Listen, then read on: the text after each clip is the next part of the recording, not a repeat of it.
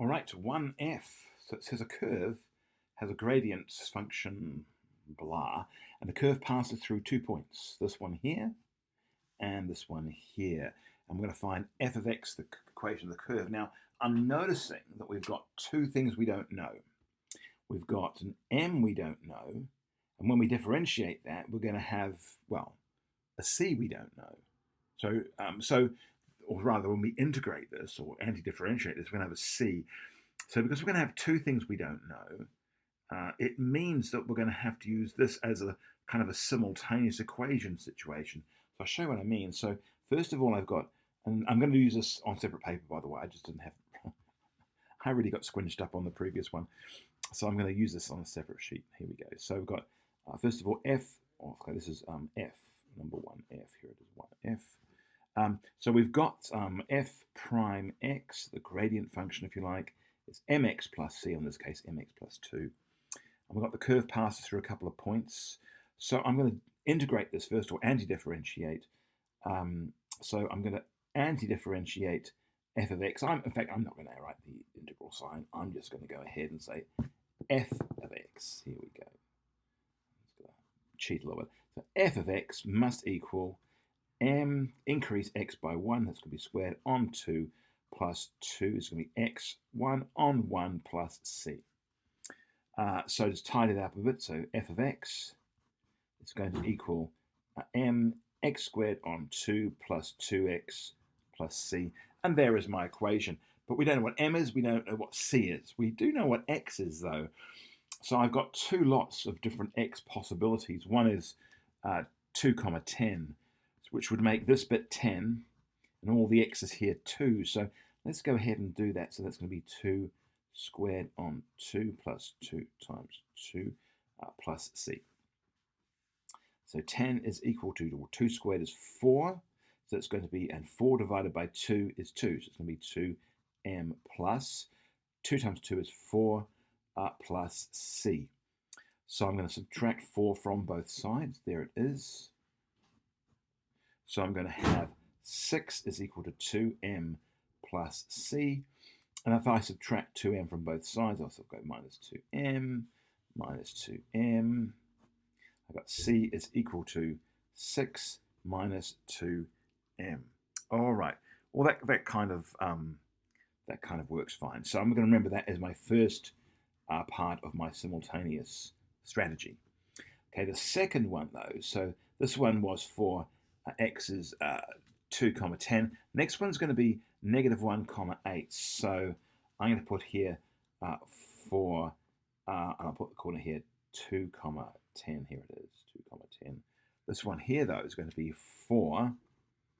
What was the one up there? It was negative 1, negative 8. Negative 1, negative 8. There it is. So we're going to have same thing again. I'm going to write f of x. F of x is equal to m x squared. And why I did that on 2 plus 2x plus c. Now I'm going to populate that with the information here. So it's going to be negative 8 is equal to, this is going to be negative 1 squared on 2 times m plus 2 times negative 1 plus c. So negative 8 is going to equal, let's tidy this up here. This is going to be negative 1 squared is 1, and it's going to be 1/2 m, or if you like, m on 2, plus 2 times that is going to be minus 1. Let's get that minus 1 working properly.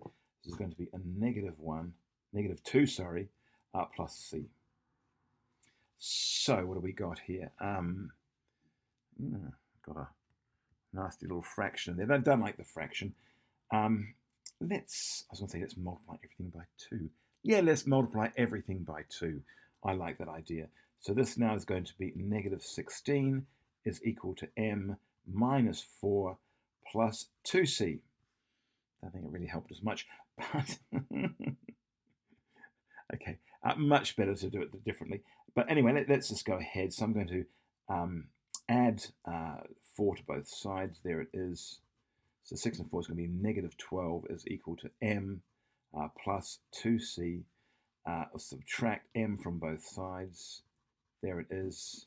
So 2c is equal to negative 12 minus m. So I'm going to divide everything by 2. That wasn't that a mistake? Oh dear. Just as this is the way how you do it, maths. So you tease things out and you go, that didn't really take me really where I wanted to go.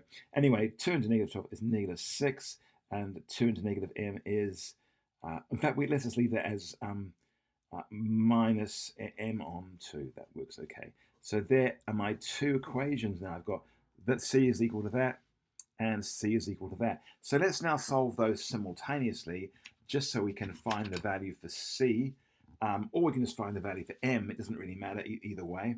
Actually, c would be easier. Let's have a look and see why. So I'm just going to make a bit of a thing here. So c is 6 minus 2m, and c is equal to negative 6 minus m on 2. Well, I can use the equivalence method or the substitution method. Both of these have both got a c, so I can, if that is equal to this and this is equal to that, then this whole thing must be equal to this whole thing. So I can write negative 6 minus m on 2 must be equal to 6 minus 2m. And that works just fine. So let's go ahead. Let's multiply everything by 2 now. Now's the time to multiply everything by 2. So this becomes a negative 12 minus m is equal to 12 minus 4m. Now we're cooking with gas.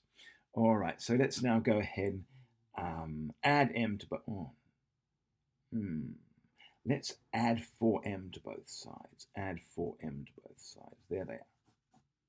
So negative 12 minus 3. Oh wait, plus 3m is equal to 12. So let's go ahead now. We're going to go ahead and I think we're going to, what are we going to do? Let's add 12 to both sides. Add 12 to both sides. There it is. So 3m is equal to 24, which means that m would have to be 8. All right, so we found m. All right, so now what we can do is, I suppose we can go through and include all that in our new equation. So let's go to the old equation first. Here it is back up here, this thing here, and now I've got a value for m. And now we're going to substitute an m to find c. So here it is. I'll put a little dividing line down here. Here we go. So we've got f of x, this was the old equation, is m x squared on 2 plus 2x plus c. But we know what m is. M is going to be an 8. That's going to be 8. So it's going to be 8x squared on 2 plus 2x plus c, which means it's equal to 4x squared plus 2x plus c. So now we're going to go ahead and say, let's just choose one of the ones we had before. I'm in fact going to choose 2, 10. Here we go. So y is 10. There it is. 10 is equal to, and x is 2. So it's going to be 4 times 2 squared plus 2 times 2 plus c. And 2 squared is 4. 4 4s are 16, so 10 is equal to 16 plus 4 plus c. What have we got here? Let's take off 4 from each side. Let's have a look. So subtract 4 from here. Subtract 4 from over here. So now I'm going to have negative 6 is equal to 16 plus c. Now what we're going to do, so there's plus, isn't it? 10 minus 4 is plus 6. So now let's take off minus 16. We're taking off 16 off both sides. So 6 minus 16 is negative 10. So our c value is negative 10, which means that therefore f of x is equal to, and I can now write this here, I've got 4x squared plus 2x plus c, 4x squared plus 2x, and our c is minus 10. So there is my final equation. And that's how I'd go ahead and do that. And wasn't it a good job that I decided to do it on a separate sheet of paper? Hopefully that makes sense, folks.